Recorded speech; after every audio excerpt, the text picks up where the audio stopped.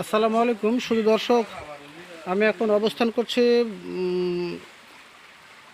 বাংলাদেশের দীর্ঘতম সমুদ্র সৈকত কক্সবাজারের হিমছড়ি পাহাড় থেকে নেমে আসা একটি ছোট্ট ঝর্ণা। এর ভিতরে আর যাওয়া সম্ভব হচ্ছে না, এখান থেকে ঝর্ণার শুরু হলো। আপনারা সাথেই থাকুন। আমরা পাহাড় থেকে নেমে আসা ছোট্ট একটি ঝর্ণা।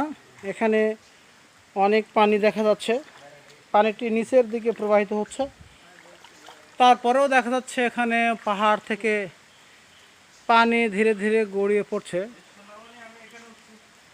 বৃষ্টির পানির মতো। পানিগুলো কোত্থেকে আসছে জানা খুব দুষ্কর। এই যে পানির স্রোত যাচ্ছে, কেমন লাগতেছে শুধু দর্শক। আল্লাহর মহান কৃতিত্ব যে ভূপৃষ্ঠ থেকে অনেক উপর থেকে পানি অনবরত বেয়ে চলছে। এই পানি কখনো থামে না, ঝর্ণা চলতেই আছে। পানি কোত্থেকে আসছে? পাহাড়টা অনেক বৃহৎ, সে পাহাড়ের চূড়ায় যাওয়া সম্ভব নয়, হিংস্র পশু আছে। এখান থেকে পাহাড় কর্তৃপক্ষ একটু পানি নিষ্কাশনের জন্য একটু ছোট্ট একটা ড্রেন করে দিয়েছে। পাহাড় ভেঙে যাচ্ছে, সেজন্য ড্রেন দিয়ে পানি যাচ্ছে।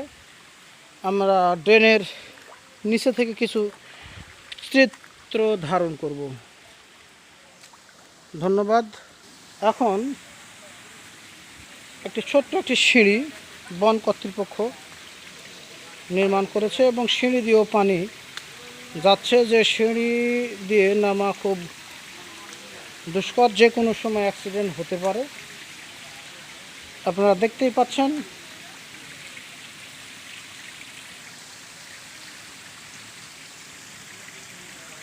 সিঁড়ি দিয়ে নামতেছি, পানি ওভারফ্লো হয়ে সিঁড়ি দিয়ে আসতেছে। কেমন লাগতেছে আপনাদের?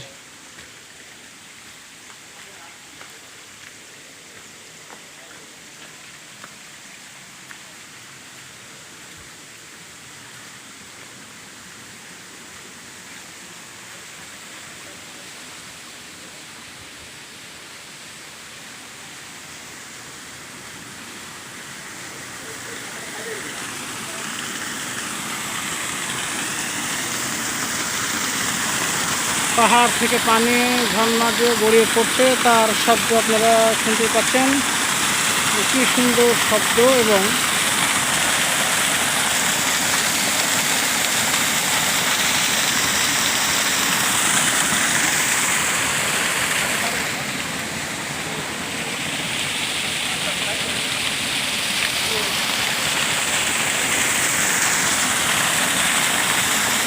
মনোরম দৃশ্য।